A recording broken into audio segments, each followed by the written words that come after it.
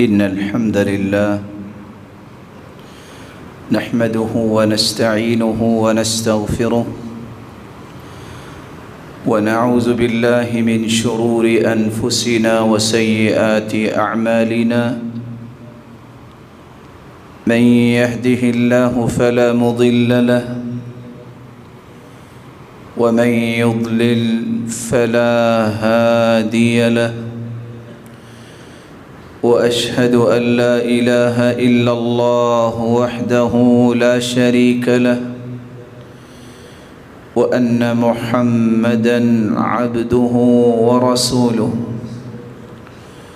يا أيها الذين آمنوا اتقوا الله حق تقاته ولا تموتن إلا وأنتم مسلمون يا أيها الناس اتقوا ربكم الذي خلقكم من نفس واحدة وخلق منها زوجها وبث منهما رجالا كثيرا ونساء واتقوا الله الذي تساءلون به والأرحام إن الله كان عليكم رقيبا يا أيها الذين آمنوا اتقوا الله وقولوا قولا سديدا يصلح لكم أعمالكم ويغفر لكم ذنوبكم ومن يطع الله ورسوله فقد فاز فوزا عظيما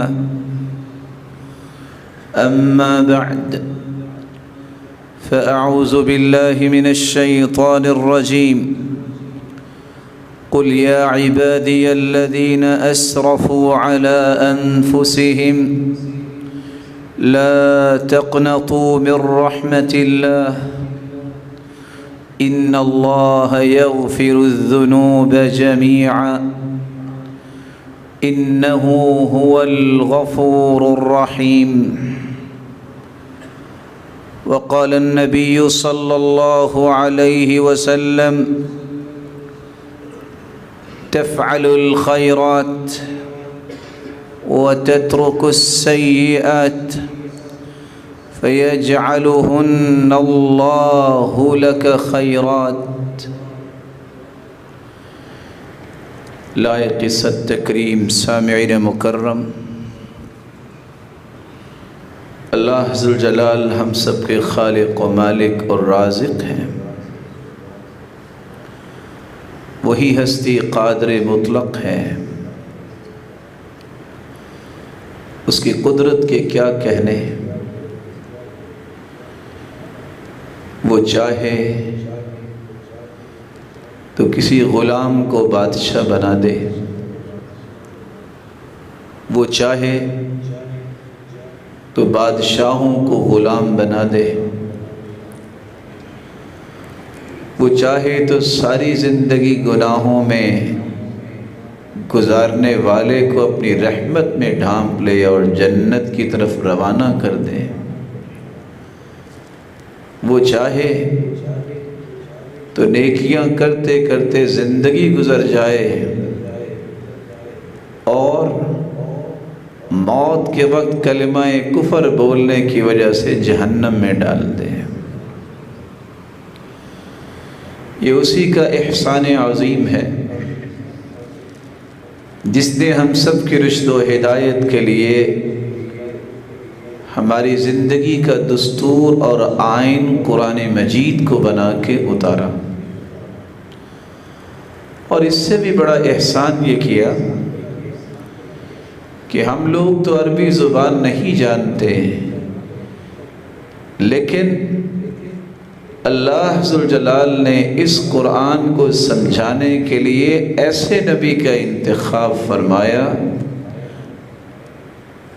ایسی ہستی کا چناؤ کیا جس کو قیامت تک آنے والی انسانیت کا احساس تھا، اور اس ہستی نے اس قرآن کی ایک ایک آیت کو کھول کھول کر بیان کیا اور ساتھ اس بات کی ترغیب دلائی کہ جس طرح تمہارے سامنے میں یہ وضاحتیں پیش کر رہا ہوں ان لوگوں تک بھی وہ وضاحتیں پیش کر دو، پہنچا دو جو آج میدان عرفات میں موجود نہیں۔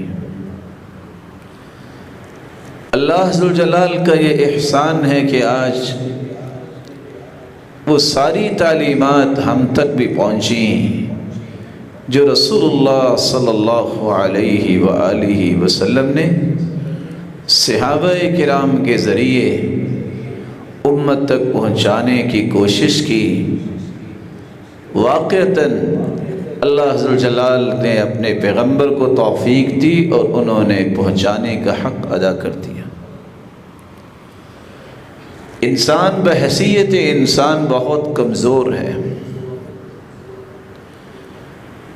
بحیثیت انسان ہر وقت منفعت سوچتا ہے، بحیثیت انسان معمولی سی چیز مل جانے پہ خوش ہو جاتا ہے، اتراتا ہے، اچھلتا ہے،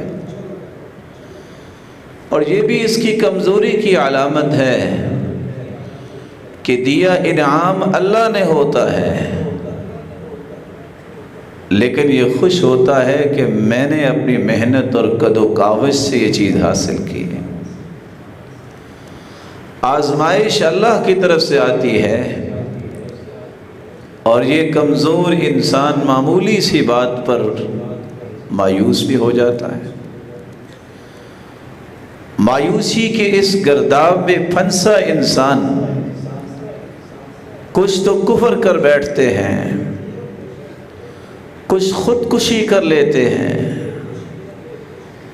کچھ مرض مزمن میں چلے جاتے ہیں، ہمیشہ کے لیے بیمار ہو جاتے ہیں، کیونکہ مایوسی کی وہ حدود کراس کر چکے ہوتے ہیں کہ واپسی ممکن نہیں رہتی۔ اور کچھ لوگ کسی بھی مصیبت اور تکلیف یا نقصان کی وجہ سے بقیہ زندگی جو ہے وہ ہموم و غموم میں گزارتے ہیں۔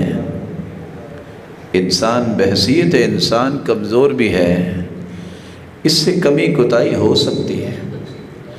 جس طرح اس کی زندگی میں اللہ نے خوشیوں کو جمع کیا ہے، غم بھی تو اس کی زندگی کا حصہ ہے، پریشانی بھی تو اس کی زندگی کا ہی لازمہ ہے۔ اگر دنیا میں کوئی غم ہی نہ ہو، ساری خوشیاں ہی ہوں، تو پھر جنت کا شوق کون کرے گا؟ اللہ نے اس لیے دنیا اور جنت میں یہ فرق رکھا ہے۔ وہاں کوئی غم نہیں ہوگا، وہاں کوئی پریشانی نہیں ہوگی۔ اس لیے اللہ ذوالجلال نے جنت کے وصف کو بیان کرتے ہوئے فرمایا ہے لا غول فیہا ولا ینزفون۔ جنت کی تعریف کرتے ہوئے فرمایا ہے وہاں جوانی ہوگی، کسی کو بڑھاپا نہیں ملے گا۔ 33 سال کے گبرو جوان جنت میں جائیں گے، خواہ وہ بڑھاپے میں فوت ہوا۔ وہاں کوئی بیماری نہیں ہوگی، ابد الآباد، ہمیشہ ہمیشہ کی زندگی صحت والی ہوگی۔ وہاں نعمتیں وقتی نہیں ہوں گی۔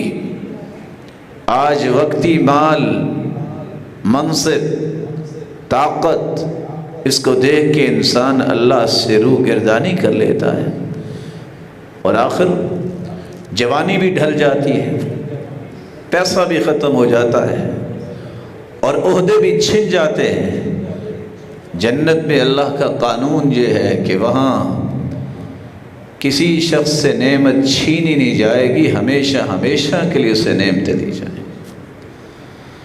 دنیا میں جو بھی انسان بن جائے، ہر وقت ایک خطرہ اس کے سامنے ہے، موت کی تلوار لٹکی ہوئی ہے، لیکن اللہ جنت میں یہ بھی اعلان کر دیں گے خلود لا موت۔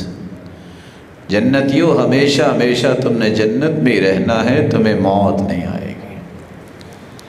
اس لیے بندہ مومن کو اس بات کی توجہ کرنی چاہیے کہ زندگی کے اس کے 4 گھر ہیں اور ہر گھر دوسرے سے بڑا ہے۔ ایک گھر انسان کا وہ ہے جس کو شکم مادر کہتے ہیں، 9 ماہ یہ اپنے والدہ کے پیٹ میں گزارتا ہے۔ اللہ تو وہاں بھی اس کو کھلاتا ہے، وہاں بھی اس کی ضرورت کو پورا کرتا ہے۔ اس سے اگلا گھر اس سے بڑا ہے جس کو دنیا کہتے ہیں۔ اعمار امتی ما بین 60 الی 70، میری امت کی عمر کی ریشو 60 سے 70 سال ہے۔ کچھ لوگ 70 سال سے بھی زیادہ زندگی گزارتے ہیں، لیکن فرمایا میری امت کی جو عمر ہوگی وہ 60 سے 70 سال کے درمیان ہی ہوگی۔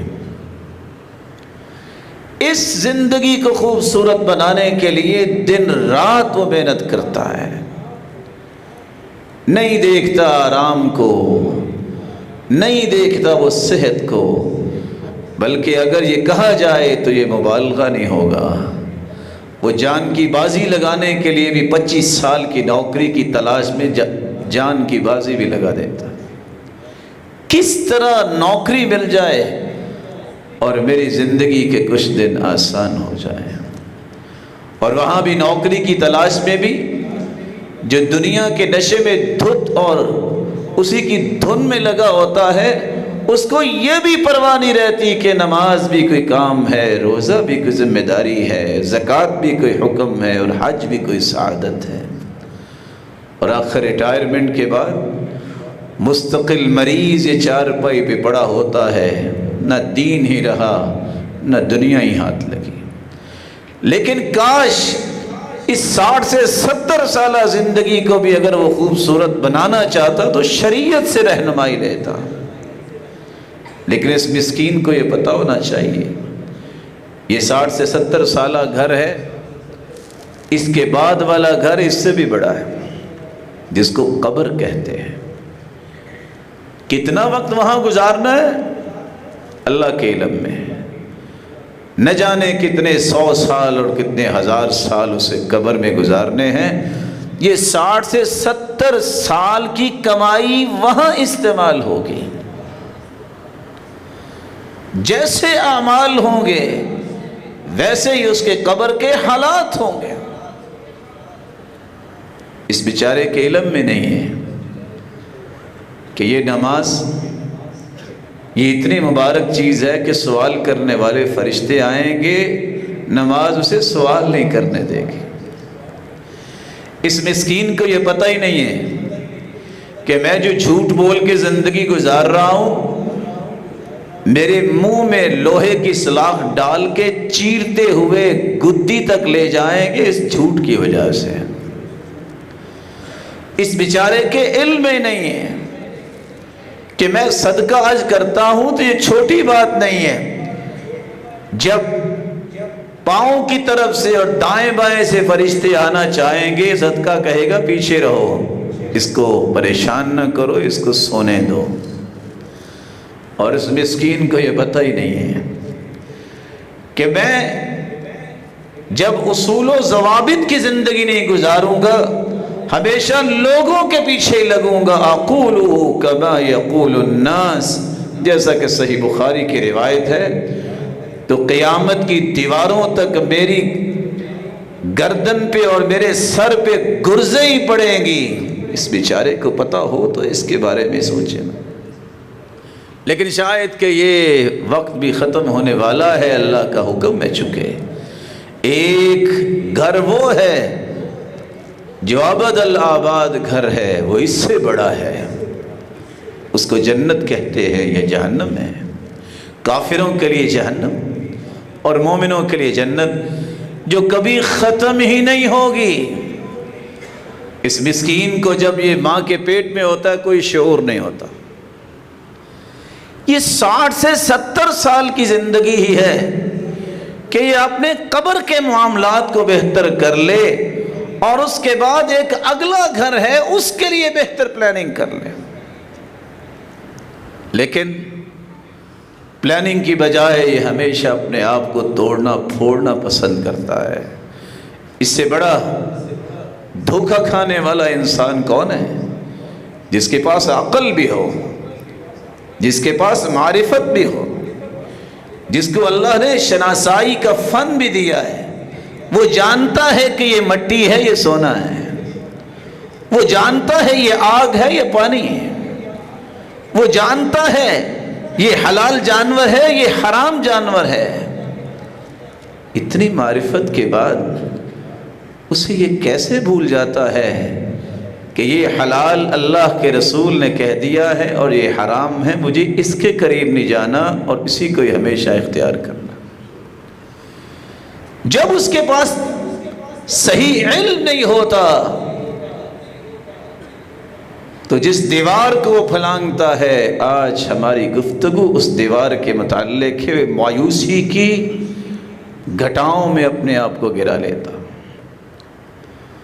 مایوسی، لوگ شاید اس کے نام سے تو واقف ہیں، لیکن کاش اس کی حقیقت سے بھی واقف ہوں تو گناہوں سے بچ جائیں۔ امام ابن القیم فرماتے ہیں بلا شبہ چوری گناہ ہے،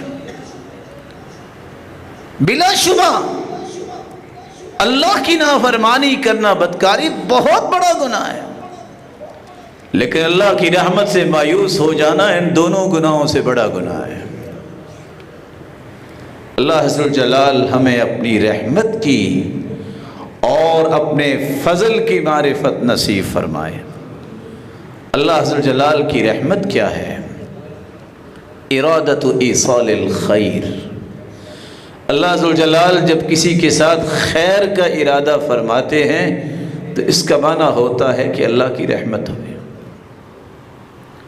امام ابن القیم رحمۃ اللہ علیہ فرماتے ہیں الرحمہ سبب واصل بین اللہ و بین خلقہ۔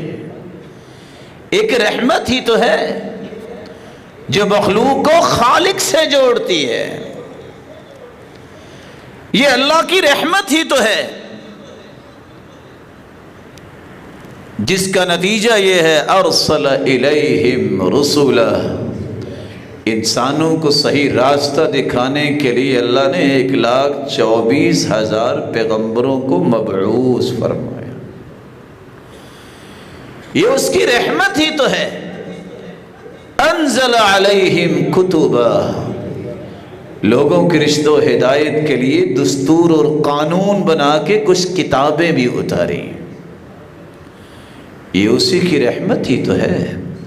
وَبِهَا هَدَاهُمْ، کہ وہ جس کو چاہے ہدایت دے دے، اس میں انسان کا تو کوئی کمال نہیں ہے، یہ اسی کی رحمت ہے۔ وَبِهَا رَزَقَهُمْ وَعَافَاهُمْ وَأَنْعَمَ عَلَيْهِمْ، یہ اس کی رحمت ہی ہے کہ اللہ جس کو چاہے رزق سے نواز دے۔ آج جو غریب ہے، جن کے پاس صبح و شام کا کھانا نہیں، وہ انسان نہیں ہے؟ کیا ان کے ساتھ پیٹ نہیں لگا ہوا؟ کیا ان کی شکل و صورتیں کو باقی دنیا سے بری ہے؟ کیا ان کے قد کاٹ میں کوئی فرق ہے؟ یہ اس کی رحمت ہے جس کو وسیع رزق دے دے، اس میں اس انسان کا کوئی کمال نہیں ہے۔ یہ اس کی رحمت ہے کہ کسی کو بیماریوں سے بچائے ہوئے ہے۔ کیا ڈاکٹرز احتیاط نہیں کرتے؟ پریکاشنری میئرز کا خیال کرنے والے کیوں موت کے منہ میں چلے جاتے ہیں؟ اور کتنے لوگ سادہ جن کو پتہ ہی نہیں احتیاط کا معنی کیا ہے، اللہ انہیں عافیت میں رکھتے۔ یہ اس کا احسان ہے، یہ اس کا فضل ہے کہ اس کو عافیت سے رکھے ہوئے ہیں، اور یہ اس کا ہی احسان ہے اور رحمت ہے۔ وَأَنْعَمَ عَلَيْهِمْ، اور کمیوں کوتاہیوں کے باوجود اللہ کسی پہ انعام ہی کرتے رہتے ہیں، یہ بھی اس کی رحمت ہی ہے۔ وگرنہ اعمال دنیا تو اس قابل نہیں کہ ان کو اتنا فضل اور رحمت ملے۔ اس رحمت کو کبھی نہ بھلائیے۔ وَبِهَا يُسْكِنُهُمْ دَارَ ثَوَابِهِ، اور یہ بھی اس کی رحمت ہی ہوگی کہ اللہ قیامت کے دن ایسے لوگوں کو جنت میں آباد کر دیں گے۔ اس رحمت کو کبھی نہ بھلائیے، اس رحمت کو کبھی نہ بھولیے، اس رحمت کی چادر کو کبھی نہ چیریے۔ یہ رحمت کی چادر ہے جو ہر ایک پہ اللہ نے ڈالی ہے. کمی اور کوتاہی ہر ایک سے سرزد ہوتی ہے، لیکن اس کی رحمت کی چادر ہے جس پہ اللہ نے چھپا رکھا ہے. یہ اس کے حکم کو وہی جانتا ہے، اس کے حکمتوں سے وہی واقف ہے. انسانیت تو وہاں تک پہنچ نہیں سکتی. کیسی بڑی رحمت ہے. اللہ ذوالجلال کے پیارے پیغمبر جن کے پاس ایک شخص آتا ہے، بوڑھا ہو چکا ہے، ٹیک ٹیک کے چلتا ہے، آ کے اللہ کے رسول صلی اللہ علیہ وسلم سے سوال کرتا ہے، ارأیت من عمل الذنوب كلها ولم يترك منها شيئا وهو في ذلك لم يترك حاجة ولا داجة الا اتاها. یہ بوڑھا شخص آ کے سوال کیا کرتا ہے؟ سرتاج رسول کیا خیال ہے اس شخص کے بارے میں جس نے نہ کوئی چھوٹا گناہ چھوڑا ہے نہ کوئی بڑا گناہ چھوڑا ہے، ہر گناہ کا ارتکاب کیا ہے؟ اس کی بھی کوئی سنوائی ہے؟ اس کی بھی کوئی معافی ہے؟ رسول اللہ صلی اللہ علیہ وسلم نے پہلا سوال یہ کیا، فہل اسلمت، مسلمان ہو گئے ہو؟ کہا مسلمان تو ہو گیا ہوں. فاشہد ان لا الہ الا اللہ وانک رسول اللہ، میں اب بھی گواہی دیتا ہوں کہ اللہ کے سوا کوئی عبادت کے لائق نہیں ہے اور آپ اللہ کے سچے رسول ہیں. قال تفعل الخيرات وتترك السيئات فيجعلهن الله لك خيرات كلهن. جاؤ، جا کے نیکیاں شروع کر دو توبہ کر کے، آئندہ سے یہ برائیاں نہ کرنا. تیرے نیکیوں کا تسلسل اللہ کو اتنا پسند آئے گا، تیری برائیوں کو بھی اللہ نیکیاں بنا دیں گے. وہ پھر کہتا ہے وغدراتی وفجراتی، اللہ کی رسول جو میرے فراڈ ہیں ان کا کیا بنے گا؟ میرے فسق و فجور کا کیا بنے گا؟ قال نعم اللہ اکبر، اللہ بہت بڑا ہے، اس کی رحمت بھی بہت بڑی ہے. سچی توبہ کر لو کہ آئندہ ان کے قریب نہیں جاؤں گا، اللہ انہیں معاف بھی کر دیں گے اور تسلسل کے ساتھ نیک عمل کرنے کی وجہ سے انہیں نیکیوں میں تبدیل بھی فرما دیں گے. وہ شخص بوڑھا تھا، وہاں سے واپس پلٹتا ہے، دوڑنے کی ہمت نہیں، لیکن خوشی کا مارا ایک ہی پاؤں کو اچھال کے کہتا ہے وغدراتی وفجراتی، اور یہ کہتا کہتا حتی توارا، وہاں سے غائب ہو گیا کہ آج میرے لیے وہ خوشی کا دن ہے جو زندگی میں کبھی مجھے خوشی نہیں ملی. میرے رب کی رحمت اتنی وسیع ہے. حدیث قدسی ہے، اللہ ذوالجلال فرماتے ہیں یا ابن آدم انک ما دعوتنی ورجوتنی غفرت لك على ما كان منك ولا ابالی. او میرے بندے مجھے بلا کے تو دیکھ، مجھ سے امید وابستہ کر کے تو دیکھ، میں تیرے گناہوں کو معاف کر دوں گا اور مجھے پرواہ بھی کوئی نہیں ہے. یا ابن آدم، اے آدم کے بیٹے، لو بلغت ذنوبك عنان السماء، آسمان تک تیرے گناہ پہنچ جائیں، زمین و آسمان کا خلا بھر جائے، ثم استغفرتنی غفرت لك ولا ابالی، اور میری رحمت تو اتنی وسیع ہے میں ان سارے گناہوں کو معاف کر دوں گا اور مجھے کوئی بھی پرواہ نہیں ہوگی. یا ابن آدم، اے آدم کے بیٹے، انک لو اتیتنی بقراب الارض خطایا ثم لقيتني لا تشرك بي شيئا لأتيتك بقرابها مغفرة. تم گناہوں سے زمین و آسمان کا خلا بھر کے آؤ گے، میں اپنی رحمت لے کے آؤں گا، اور میری رحمت کا مقابلہ تو کوئی چیز نہیں کر سکتی. میری رحمت تو اتنی وسیع ہے کہ انسانی عقل وہاں تک سفر نہیں کر سکتی.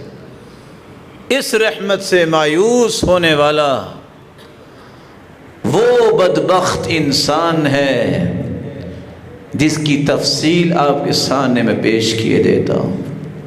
اللہ کی رحمت سے کبھی مایوس نہ ہو جائے. اور رحمت سے مایوسی کتنا بڑا گناہ ہے، اللہ ذوالجلال ہمیں یہ سمجھا دے اور یہ بھی بتا دے کہ رحمت پہ تکیہ کر لینا، گناہ اس نظریے سے کرنا کہ معافی مل جائے گی، یہ اس سے بڑی بدبختی ہے. مسلمان کی زندگی خوف اور رجا کے درمیان ہوتی ہے. امید بھی ہے کہ اللہ بخش دیں گے، خوف بھی ہے کہ اگر پکڑ آ گئی تو بنے گا کیا. اس لیے جب انسان امید توڑ بیٹھے، کفر تک چلا جاتا ہے مایوس ہو کے، اور جب امید اتنی لگا بیٹھے کہ اللہ کا خوف دل میں رہے ہی نہ، تو دنیا کا سب سے بڑا مجرم بھی یہی انسان بنتا ہے. یدعون ربهم خوفا وطمعا. مومن کی زندگی اس لیے خوف اور امید کے درمیان چلتی ہے. سلف صالحین اس لیے کہا کرتے تھے زندگی کے عام رویوں میں اللہ کا خوف غالب رہنا چاہیے تاکہ عمل کرتے رہیں. موت کے وقت خوف کی بجائے امید غالب ہونی چاہیے کہ میرا رب مجھے ضائع نہیں کرے گا. یہ اللہ کے ساتھ حسن ظن رکھنے والا، اچھا گمان رکھنے والا کبھی گرتا نہیں ہے.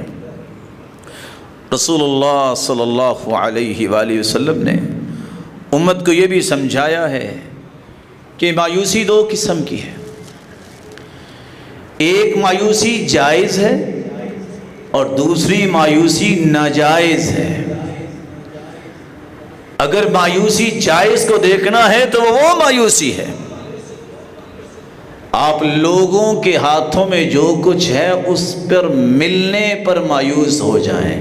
یہ نہیں ملے گا، یہ نہیں دے سکتے، میں لوگوں سے نہیں لے سکتا. یہ مایوسی اختیار کرنی چاہیے. جب تک بندہ اس جگہ پہ مایوس نہیں ہوتا وہ اللہ سے جڑتا ہی نہیں ہے. رسول اللہ صلی اللہ علیہ وسلم کے پاس ایک شخص آیا، یا رسول اللہ علمنی واوجز، ایسی بات سکھائیے جو مختصر ہو، مجھے کبھی ضرورت نہ پڑے. قال اذا قمت في صلاتك فصل صلاة مودع.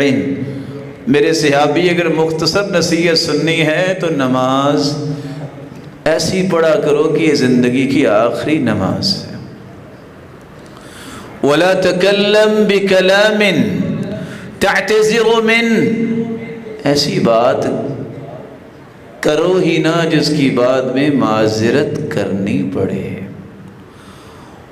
وَأَجْمِعِ الْإِيَاسَ عَمَّا فِي أَيْدِ النَّاسِ، مایوس ہو جاؤ لوگوں سے، ہوگا تو وہ ہوگا جو اللہ کا فیصلہ ہوگا، لوگ تمہیں کچھ نہیں دیں گے. دنیا کا سب سے بڑا جاہل وہ انسان ہوتا ہے جو اللہ سے تعلق توڑ کے کہتا ہے فلاں مجھے دے گا اور فلاں کے ساتھ تعلق جوڑنے سے مجھے کچھ مل جائے گا، فلاں کی آہو بغت کرنے سے میرے راستے آسان ہو جائیں گے. اس سے بڑا جاہل دنیا میں کوئی نہیں ہے. اس مسکین کو پتا ہو جب تک ادھر سے فیصلہ نہ ہوا آسمانوں سے کچھ نہیں ملے گا، کیونکہ اللہ کے رسول نے فرما دیا تھا لو ان الامہ اجتمعت علی ان ينفعوک بشیء لم ينفعوک الا بشیء قد کتبہ اللہ لک. ساری دنیا ایک بر اعظم کی بات نہیں ہے. جتنی امت ہے روئے زمین پر اگر ساری جمع ہو جائے، کافر بھی مسلمان بھی، تمہیں نفع دینے کے لیے جب تک اللہ کا فیصلہ نہیں ہوگا تمہیں ایک ٹکے کا بھی نفع نہیں مل سکتا. یہ عقیدہ ہے، یہ منہج ہے، یہ مسلمان کا منہاج ہے، یہ وہ حد فاصل ہے مایوسی اور غیر مایوسی سے. جس کو یہ سمجھ آ جائے اس کو پھر پریشانی ختم ہو جاتی ہے. سیدنا عمر بن خطاب منبر پہ چڑھتے ہیں، کہتے ہیں ان الطمع فقر، طمع کرنا لوگوں کے ہاتھوں میں جو کچھ ہے مجھے مل جائے یہ اصل فقیری ہے. وَإِنَّ الْيَاسَ غِنًى، اور جو کچھ لوگوں کے پاس ہے اس سے مایوس ہو جانا اصل تونگری اور بہادری اور غنا اور امیری یہ ہے. وَإِنَّ الْإِنسَانَ إِذَا أَئِسَ مِنَ الشَّيْءِ اسْتَغْنَى عَنْهُ، قانون یہ ہے کہ بندہ جب مایوس ہوتا ہے پھر مستغنی ہوتا ہے. جو اللہ ذوالجلال سے مایوس ہو جاتے ہیں وہ لوگوں کے ساتھ ہی دل لگا لیتے ہیں، بس فلاں ہی کچھ کر سکتا ہے.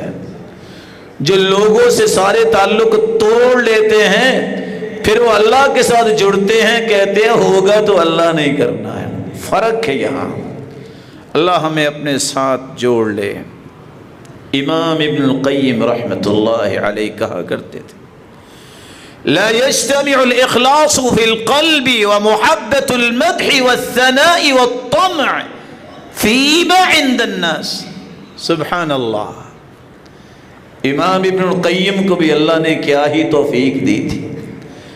کہتے ہیں دنیا میں جتنا مرضی دعویٰ کر لو میں مخلص ہوں، اخلاص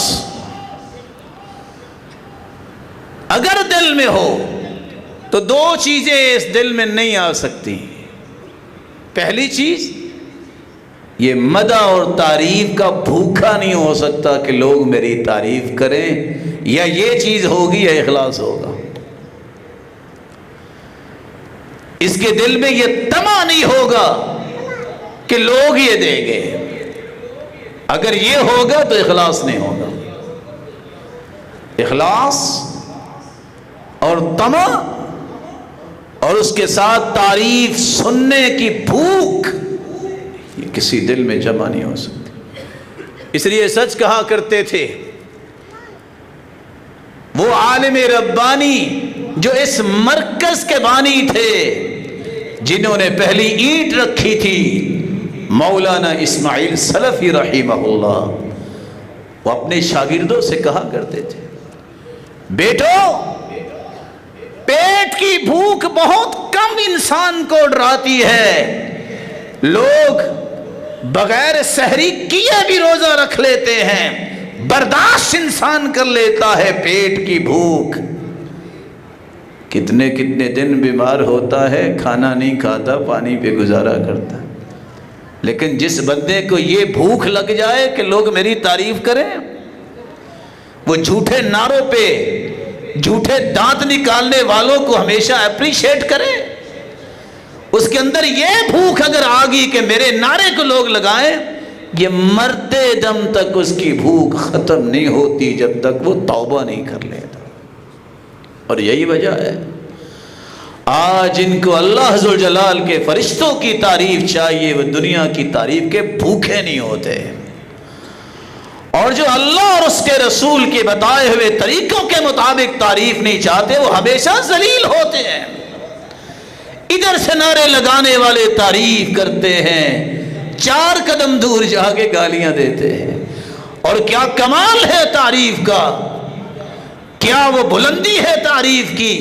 کالے رنگ کا بلال بھی زمین پہ چلتا ہے، اس کے قدموں کی آہٹ جنت میں سنائی دیتی ہے. تعریف ہو تو یہ ہو کہ حارثہ بن نعمان دنیا میں بیٹھا قرآن پڑھ رہا ہے، اس کی تلاوت کی آواز یہ 7 آسمانوں کو کراس کر کے جنت میں پہنچ رہی ہے. دنیا کا تو کوئی ساؤنڈ سسٹم اتنا نہیں ہے کہ اتنی دور تک آواز پہنچائے. یہ فریکوینسی بنتی کیسے ہے جب اللہ چاہتا.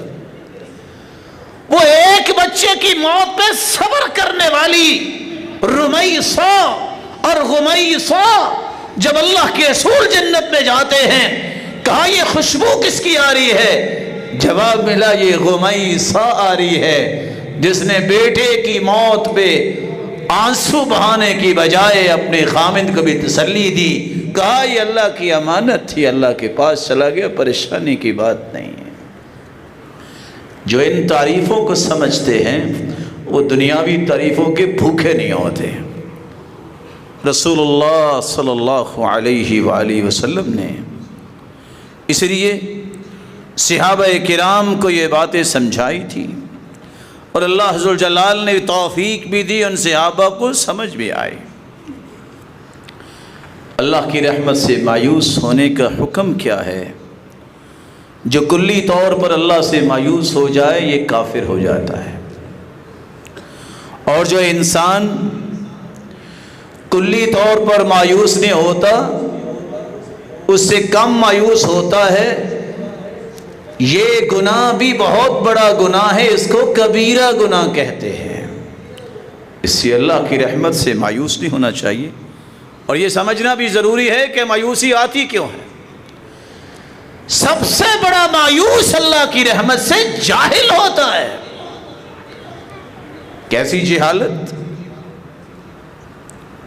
ابن عادل بیان کرتے ہیں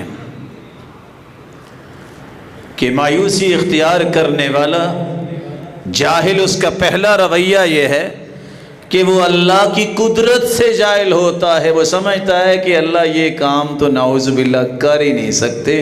اس کو چونکہ اللہ کی قدرتوں کا پتہ ہی نہیں ہوتا اس لیے وہ اس طرح کی بات سوچ سکتا ہے. میرے اور آپ کے نزدیک کوئی چیز محال اور مستحیل ہے، میرے رب کے نزدیک تو مستحیل کوئی چیز نہیں ہے.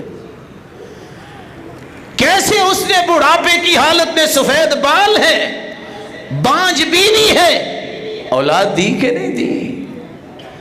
کیسے اس نے مریم علیہ السلام کو بغیر خامد کے بیٹا دیا کہ نہیں دیا؟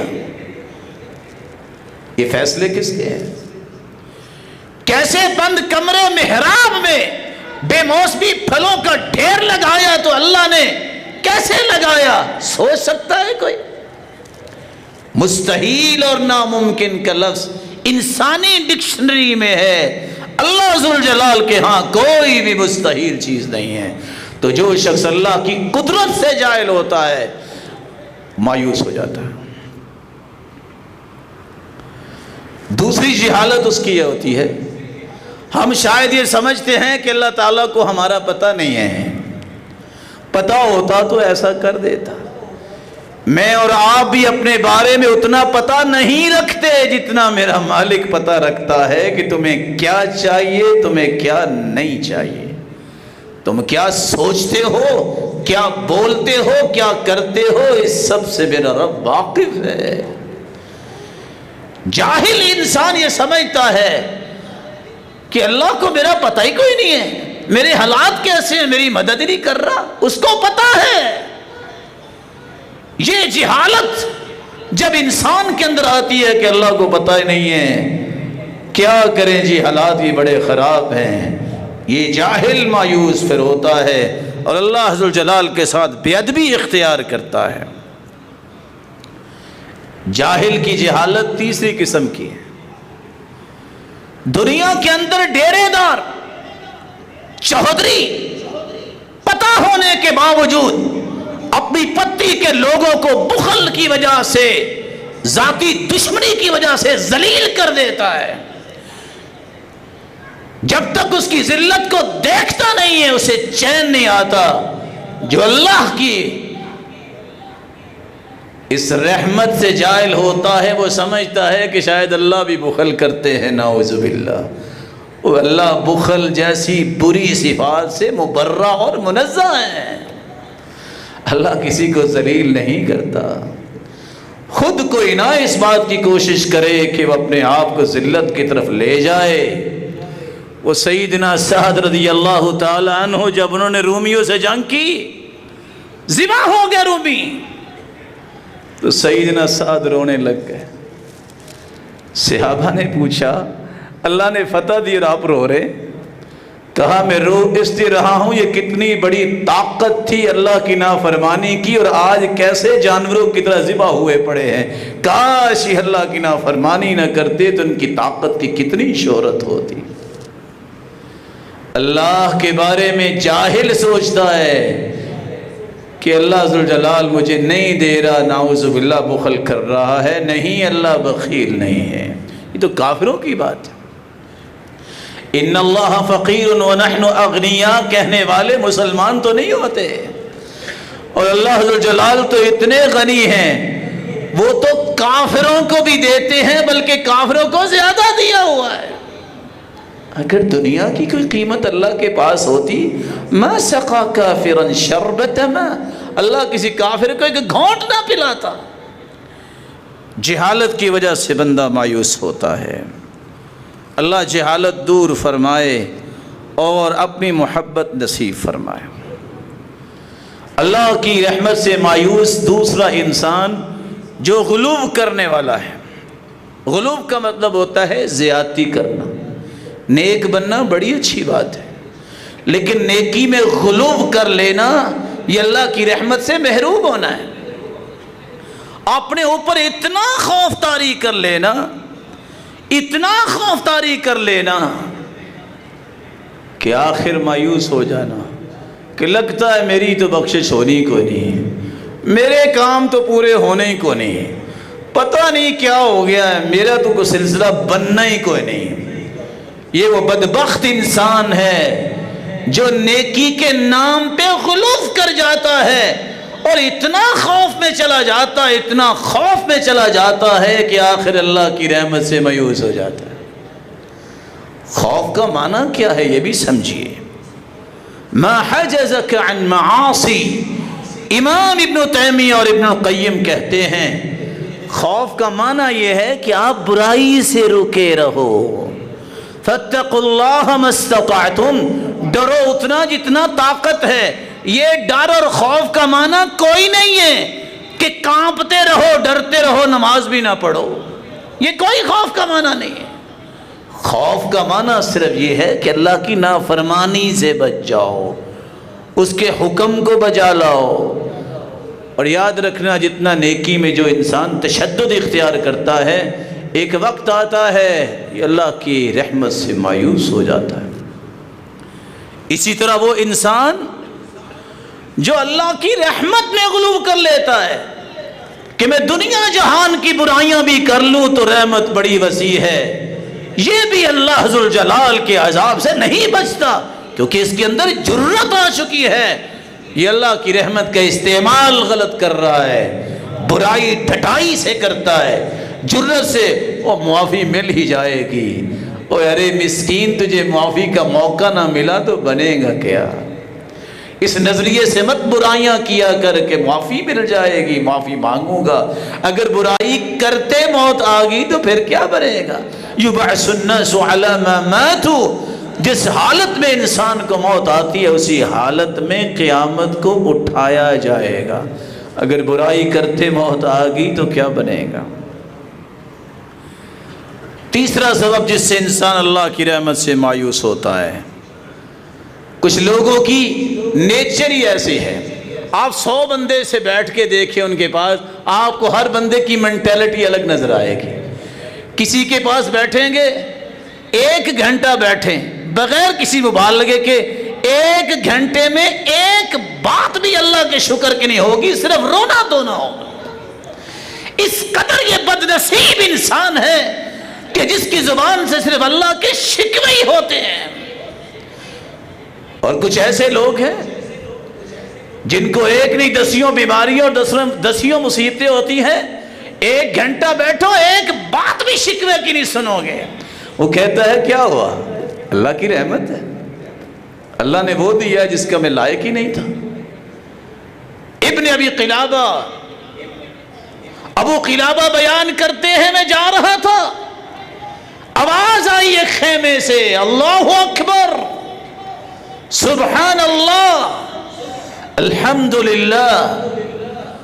فدخلت في الخيمة فإذا رجل مقطوع اليدين والرجلين، میں نے نے دیکھا ہے کون جو جنگل بیابان میں اللہ اکبر لا الہ الا اللہ الحمدللہ کہہ رہے، سبحان اللہ کہہ رہے، اس کے ہاتھ بھی کٹے ہوئے تھے اور پاؤں بھی کٹے ہوئے تھے۔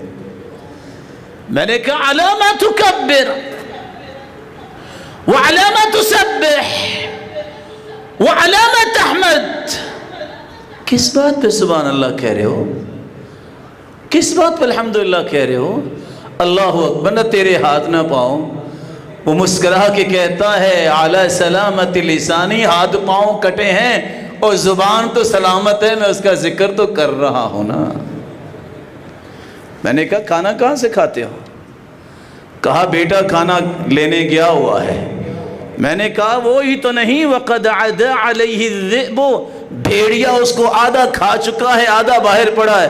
کہتے اچھا الحمدللہ، یہ بھی اللہ کا فیصلہ ہے، میں اس پہ بھی اللہ کی تعریف کرتا ہوں۔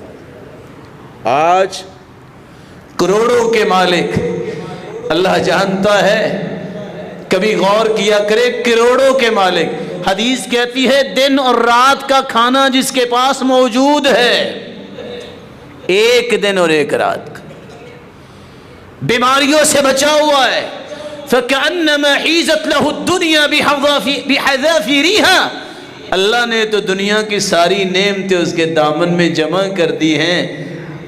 یہ کون ہے جس کے پاس ایک دن کا کھانا ہے؟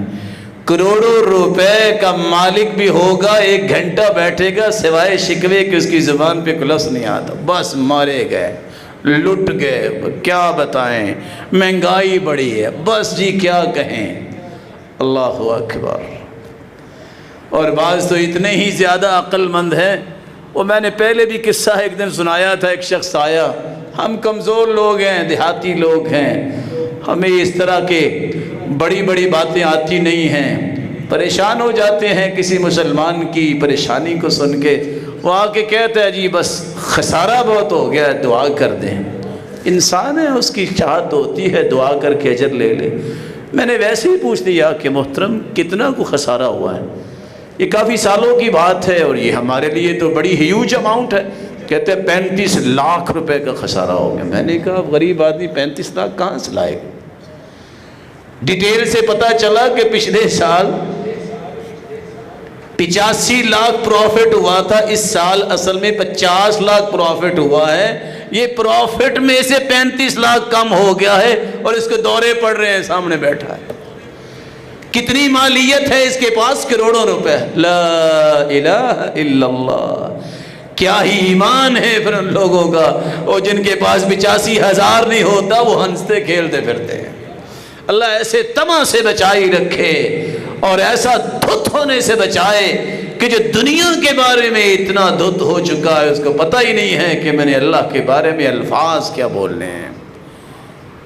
اس لیے ایسے ساتھیوں کے ساتھ بیٹھنے والا جو ہر وقت مایوسی کی ہی بات کرتے ہیں، یہ شخص بھی اللہ کی رحمت سے مایوس ہوتا ہے۔ وہ کہتے ہیں بس جی یہ تو ہونا ہی کچھ نہیں نا، یہ تو ہو ہی نہیں نہ سکتا، یہ ہو جائے تو جو مرضی انعام مجھ سے لے لینا، یہ تو ہونا ہی نہیں ہے۔ یہ ان جاہلوں کی زبان کے الفاظ ہیں جن الفاظ کو سنتے ہی سلف صالحین مجالس سے اٹھ جایا کرتے تھے۔ وہ کہتے تھے یہ اللہ کے بارے میں بدظنی کا شکار ہے، میں اس کے ساتھ بیٹھنا بھی پسند نہیں کرتا، یہ میرے عقائد کو بھی اور میرے منہج کو بھی خراب کرے گا۔ رسول اللہ صلی اللہ علیہ وسلم کا دین ہمیں بتاتا ہے جو تشدد اختیار کرنے والے ہیں دین میں، یہ لوگ بھی اللہ کی رحمت سے مایوس ہوتے ہیں، وہ اللہ کی رخصتوں کو قبول نہیں کرتے۔ ان اللہ یحب ان یؤتی رخصہ کما یکرہ ان یؤتی معاصی، جس طرح اللہ گناہوں سے ناراض ہوتے ہیں اس کی رخصتوں کو قبول کیا جائے تو وہ خوش بھی ہوتے ہیں۔ اب رخصت ہے، 9 میل کا سفر کرو آپ، 22.5 کلومیٹر بنتا ہے، آپ قصر نماز پڑھ لو۔ کہتے ہیں نہیں ہمارے تو امام نے کہا ایسا نہیں ہوگا۔ رخصت ہے، اللہ کے رسول نے وضو کر کے موزے پہنے، آپ نے جرابوں پہ مسح کیا، موزوں پہ مسح کیا، لیکن جب انسان جرم میں اتنا آگے بڑھ جاتا ہے اسے اللہ اور اس کے رسول کی قدر فکر نہیں رہتی، وہ کہتا ہے میں یہ کام نہیں کروں گا کیونکہ میرے بڑے نے کہا ہے کہ ایسا نہیں کرنا۔ ان اللہ یحب ان یؤتی رخصہ، جو اللہ کی دی ہوئی رخصتوں کو قبول کرتا ہے اللہ خوش ہوتے ہیں۔ تقبلوا رخصہ التی رخص لکم۔ اسی طرح پانچواں ایک سبب جو سمجھنے والا ہے، جو بے صبرے لوگ ہوتے ہیں یہ بھی مایوس ہو جاتے ہیں، جلد بازی کرنے والے۔ حدیث کہتی ہے لا یزال یستجاب للعبد ما لم يدع باسم او قطیعۃ رحم ما لم يستعجل۔ جو بندہ جلد بازی نہیں کرتا اس کی دعا اللہ ضرور قبول کرتے ہیں۔ جو ایک دو مرتبہ ہاتھ اٹھائے، دیکھ بھی رہا ہے کہ مسجد میں پنکھے کتنے ہیں، کیا کچھ لگا ہوا ہے، ایسے بندے کی تو اللہ ویسے قبول نہیں کرتے۔ ان اللہ لا يقبل دعاء من قلب غافل لاہن، ایسا دل جو بے پرواہ ہے، غافل ہے، اسے پتہ ہی نہیں میں کس ہستی سے بات کر رہا ہوں، ایسے شخص کی دعا اللہ قبول نہیں کرتے۔ ما لم يستعجل، جو جلد بازی کرنے والا ہے یہ بھی مایوسی میں چلا جاتا ہے، کہتا ہے دعا تو کی ہے لیکن بات نہیں بنی، میں پھر دعا کرتا ہی نہیں ہوں۔ اصل بات یہ ہے یہ بدبخت محروم کیوں ہوتا ہے، یہ اللہ کے بارے میں بدگمان ہے۔ سیدنا عمر اس لیے کہتے تھے مجھے آج تک دعا کی قبولیت کا غم نہیں ہوا، مجھے صرف ایک فکر رہتی، اللہ دعا کی توفیق نہ مجھ سے چھین لے۔ اللہ دعا کی توفیق دیتے ہی اس کو ہیں جس کی قبول کرنی ہوتی ہے۔ اللہ ہمیں دعائیں کرنے اور یقین رکھنے کی توفیق عطا فرمائے۔ وآخر دعوانا الحمد للہ۔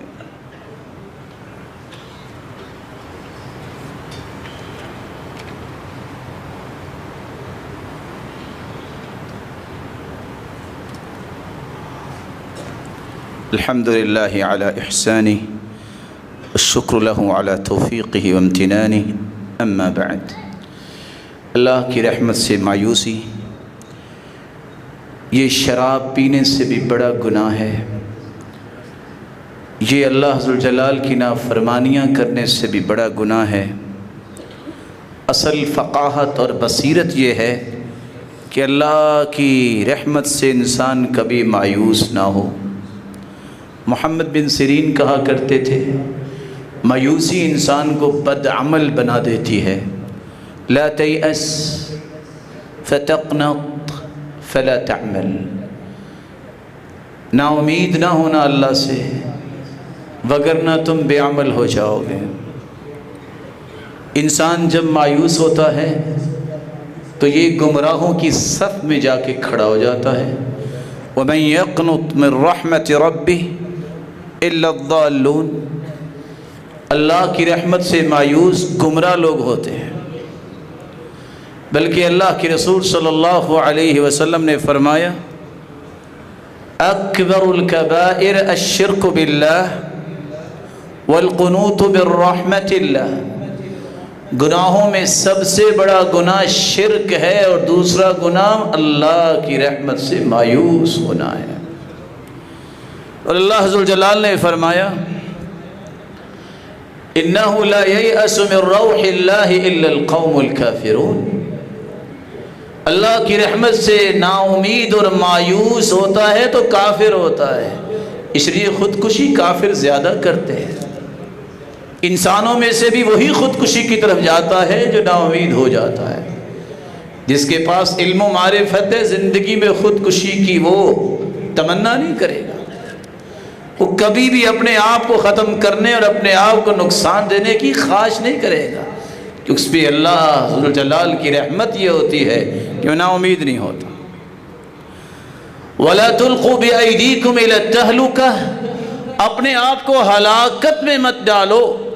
محمد بن سیرین اور عبیدہ السلمانی اس کی تفسیر میں لکھتے ہیں اپنے آپ کو ہلاکت کی طرف وہ لے جاتا ہے القنوط من رحمت اللہ، جو اللہ کی رحمت سے نا امید ہو جاتا ہے۔ عبداللہ ابن مسعود کہا کرتے تھے دنیا میں دو لوگ بڑی جلدی ہلاک ہو جاتے ہیں۔ پہلا وہ شخص جو اللہ کی رحمت سے مایوس ہو جائے، اور دوسرا وہ شخص جو عجب کا شکار ہو جائے۔ عجب کا معنی یہ ہے کہ میرے جیسا ہے ہی کوئی نہیں، نہ میرے جیسا کوئی علم والا ہے، نہ میرے جیسا کوئی متقی ہے، نہ میرے جیسا کوئی پاک دامن ہے، نہ میرے جیسا کوئی خوبصورت ہے، نہ میرے جیسا کوئی مال والا ہے، نہ میرے جیسا کوئی منصب عہدے والا ہے، نہ میرے جیسا کوئی طاقت والا ہے۔ زندگی کے کسی کارنر میں اگر وہ یہ سوچ لے کہ میرے جیسا کوئی نہیں ہے، یہ شخص جلد ہلاکت کی طرف چلا جاتا ہے۔ اس لیے کہنا یہ چاہیے اللہ کی توفیق سے کوئی میں نیکی کر رہا ہوں اور مجھ سے 1000 لوگ افضل ہیں۔ وَفَوْقَ كُلِّ ذِي عِلْمٍ عَلِيمٍ، اللہ نے ہر علم والے سے بڑا عالم پیدا کیا ہے۔ بڑے بڑے نیک پاک لوگ ہیں، ہم نے ان کا سنا ہی نہیں ہوگا نام۔ بڑے بڑے طاقتور گزر گئے، بڑے بڑے مال و دولت والے گزر گئے، میری کیا حیثیت ہے؟ صحابہ کو سکھایا یہ گیا تھا۔ سعد رضی اللہ تعالیٰ عنہ کی بیٹی آئی، عبد الرحمن بن عوف کھانا کھا رہے تھے، چھوٹی بیٹی، دیکھ کے لقمہ چھوڑ کے رونے لگ گئے۔ یہ کون ہے؟ صحابی جو عشرہ مبشرہ میں سے ہیں، اور کہتے ہیں یہ اس انسان کی بیٹی ہے، ہوا خیر منی، یہ مجھ سے اچھا تھا اس کا باپ۔ حالانکہ یہ عشرہ مبشرہ میں سے ہیں اور کائنات کا سب سے بڑا تاجر ہے، اور کہہ رہے ہیں کہ سعد مجھ سے اچھا تھا۔ دنیا میں سب سے بڑی پریشانی یہاں ہوتی ہے کہ میں دوسرے کو اچھا مانوں کیسے۔ ایک بات یاد رکھیے گا، اصل میں یہ ایک ضابطہ ہے، رحمان کے بندے کیا سوچتے ہیں اور شیطان کے بندے کیا سوچتے ہیں۔ رحمان کے بندے کیا سوچتے ہیں؟ موسیٰ نبی ہے، بھائی ہارون نبی نہیں ہے۔ موسیٰ نبی کہہ رہا ہے وَأَخِي هَارُونُ هُوَ أَفْصَحُ مِنِّي لِسَانًا فَأَرْسِلْهُ مَعِيَ يَرِدْ أَن يُصَدِّقُنِي، میرے مالک تو نے مجھے نبی بنایا ہے، میرا بھائی جو ہارون ہے وہ مجھ سے اچھی گفتگو کر لیتا ہے، تو اس کو بھی نبی بنا دے، ہم مل کے دین کا کام کریں۔ یہ کس کے بندے کی بات ہے؟ جو رحمان کا بندہ ہے۔ کسی کی صلاحیت کو تسلیم کر لینا یہ کمزوری نہیں ہے، یہ انبیاء کا منہج ہے، یہ رحمان کے بندے بننے کی بات ہے۔ لیکن شیطان کے بندے کیا کہتے ہیں؟ شیطان کو کہا کہ سجدہ کرو، کہتا ہے انا خیر منہ خلقتنی من نار وخلقتہ من طین، میں کیسے سجدہ کروں آدم کو، یہ تو مٹی سے بنایا گیا ہے، مجھے آگ سے تو نے پیدا کی ہے۔ آگ کے شعلے تو اوپر کو اٹھتے ہیں، مٹی تو پاؤں کے نیچے رہتی ہے۔ کسی کی صلاحیت کو قبول کرنا یہ انبیاء کا شیوا ہے، بڑے ہونے کی بات ہے، اور کسی کی صلاحیت کا انکار کر دینا یہ شیطان بننے کی بات ہے۔ اس لیے اللہ نے کسی کو صلاحیت دی ہے، دل کی خوشی سے برداشت کرو اور کہو کہ اللہ کا فضل ہے، اللہ اسے اور فضل سے نوازتے ہیں۔ رحمت الہی سے مایوس جس کے بارے میں قرآن مجید نے یہ فیصلہ کر دیا ہے کہ یہ تو انسان کے لیے ہلاکت بھی ہے، اور حقیقت بات یہ ہے کہ یہ ہلاکت سے بچنے والا اس وقت تک نہیں بچ سکتا جب تک اللہ کے ناموں اور صفات کو یہ پڑھتا نہیں ہے۔ آج تعجب کی بات یہ ہے، طرح طرح کے کورسز اپنی اولادوں کو کروائے جاتے ہیں۔ حدیث صحیح مسلم کی ہے، جس کو 99 اللہ کے نام یاد ہو جائیں، معنی سمجھ لے، اس کے جنت جانے کے لیے اتنا ہی کافی ہے۔ سوچنے کی بات ہے، 1000 کا مجمع بیٹھا ہو، 500 ایڈیمز یاد کرنے والا، لمبی لمبی سمریاں یاد کرنے والا، اس مسکین کو اللہ کے نام یاد نہیں ہے، اللہ کے نام یاد نہیں ہے۔ اپنے آپ کو دین کا بہت بڑا ٹھیکیدار کہنے والا، دین کا پرچار کہنے والا، اس کو اللہ کے نام یاد نہیں ہے کہ اللہ کے نام کون سے ہیں، میں ان کے معنی پڑھوں۔ اللہ کے نام جب تک یاد نہیں ہوں گے اس وقت تک کیسے کام بنے گا؟ اور اتنا آسان کہ جس کو 99 نام یاد ہو جائیں اور معنی سمجھ میں آ جائیں وہ جنت میں جائے گا۔ کوئی بھی سکول ہے، کوئی ایکڈیمک سسٹم ہے، میں ادباً گزارش کروں گا، جہاں تم ترانے کو لازمی سمجھتے ہو اس کے ساتھ اس کو لازم پہلے سمجھو کہ ہم نے اللہ کی معرفت دلانی ہے۔ صبح سب سے پہلے اللہ کے نام یاد کرواؤ، اپنی اولادوں کو نام یاد کرواؤ، انہیں پھر پتہ چلے گا کہ شنکر اور کنکر کا فرق کیا ہے، انہیں پتہ چلے گا اللہ کہنا چاہیے۔ خدا کے لفظ سے اپنے آپ کو دنیا جوڑے تو ہوئی ہے، اللہ کے ناموں میں خدا نہیں ہے۔ اللہ ذوالجلال کے وہی نام بولنے چاہیے جو قرآن و حدیث میں آئے ہیں، جو اللہ کے رسول نے سکھائے ہیں۔ ہاں ترجمہ کرتے وقت تو گاڈ بھی کہہ دیا جاتا ہے اور اس طرح کے کلمات استعمال کیے جاتے ہیں۔ اللہ ذوالجلال کی صفات سے واقفیت ضروری ہے۔ کیسی صفات؟ وہ بڑا رحیم و کریم ہے۔ جہاں وہ بڑا رحیم و کریم ہے، جبار و قہار بھی ہے۔ اگر میں دھوکے میں آ گیا کہ رحیم ہے، میں گناہ کرتا ہی چلا جاؤں، اس کی پکڑ جیسی کسی کی پکڑ نہیں ہے۔ اور اگر میں مایوس ہو گیا ہوں، پتہ نہیں میرے گناہ اتنے ہو گیا، مجھے معافی ملے گی کہ نہیں ملے گی، پتہ نہیں قیامت کو کیا بننا ہے، اتنی بے اعتمادی اللہ سے کیا بننا ہے؟ جو اللہ نے فیصلہ کرنا ہے صحیح کرنا ہے۔ میں یہ کہوں گا میرے مالک خوبصورت فیصلہ کر دے، امید رکھوں گا میرا رب مجھے ضائع نہیں کرے گا۔ کیا بنے گا؟ میں کیوں ایسے لفظ بولوں؟ میں یہ کہوں گا میرا رب مجھ پہ فضل کرے گا۔ اور یہی تیسرا طریقہ ہے جس سے آپ مایوسی سے بچ سکتے ہیں۔ اللہ سے بدگمان نہ ہوئیے، اللہ ذوالجلال پر حسن ظن قائم کیجیے۔ حدیث میں آتا نا عند ظن عبدی بھی، میں اپنے بندے کے گمان کے مطابق فیصلے کرتا ہوں۔ ان خیرن فخیرن وان شرن فشرن، بندہ اگر اچھا گمان میرے بارے میں کرتا ہے تو میں بھی اچھا فیصلہ کرتا ہوں، اور اگر میرے بارے میں برا گمان کرتا ہے تو میں بھی اس کے گمان کے مطابق ہی فیصلہ کرتا ہوں۔ اللہ کے رسول نے فرمایا صحابہ یاد کرو، تم سے پہلے ایسے لوگ بھی تھے، ان کو لا کے کھڑا کر دیا جاتا اور اس کے سر پہ آری رکھ دی جاتی اور چیر کے 2 ٹکڑے کر دیتے، لیکن پھر بھی وہ شکایت اللہ کے نہیں کرتا تھا۔ اس کے جسم سے، اس کے ہاتھوں اور پاؤں سے ناخنوں کو کھینچ لیا جاتا اور ابھی زندہ ہوتا، وہ شکایت نہیں کرتے تھے، ان کی زبان پہ الحمدللہ ہی آتا تھا۔ اس قدر اللہ کے بارے میں اعتماد، اس قدر اللہ جلال کے بارے میں محبت، اس قدر اللہ پہ توکل اور یقین کہ میرا رب مجھے ضائع نہیں کرے گا۔ اللہ ایسا ایمان ہم سب کو بھی نصیب فرمائے۔ میرے بہت ہی معزز بھائیوں، ہو سکتا ہے کہ کل چاند نظر آ جائے اور ایک موسم آنے والا ہے جو 10 دن کا ہوگا۔ رمضان کے بعد یہ دوسرا مبارک موسم ہے جس کے بارے میں اللہ کے رسول نے فرمایا ہے افضل الدنیا، افضل ایام الدنیا ایام العشر، سال کے سارے دنوں میں افضل ترین دن ہیں تو ذوالحجہ کے پہلے 10 دن ہیں۔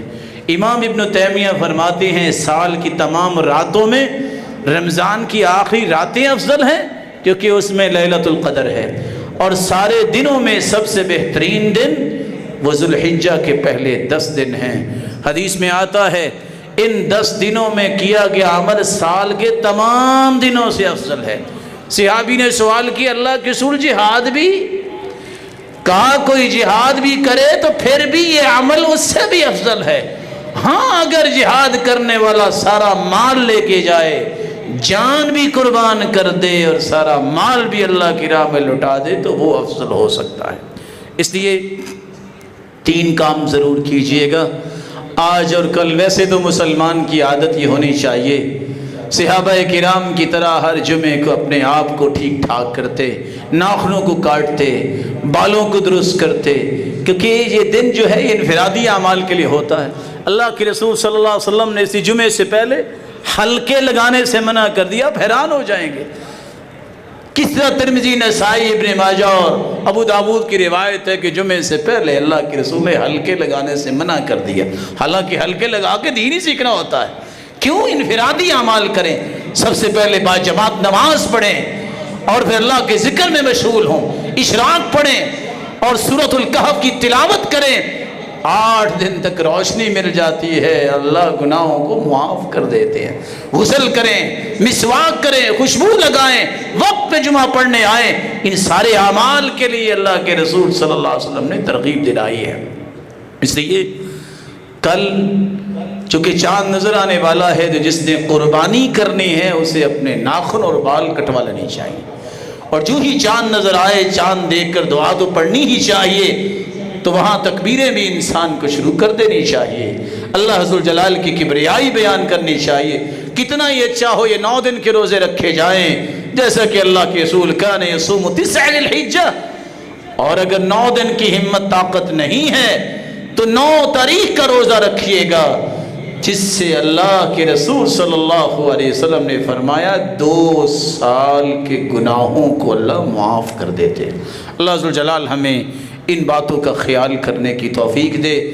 کاش مال والوں کو بھی اللہ یہ سمجھ دے کہ جہاں میں اپنی قربانی پہ 10 جانور لے کے آتا ہوں، کبھی یہ بھی کر کے دیکھے کہ اس سال میں اپنے لیے تو 4 جانور رکھوں گا اور باقی جانور میں قربانی کی نیت سے خرید کے ان لوگوں تک پہنچاؤں گا جنہوں نے زندگی میں قربانی کی ہی نہیں ہے۔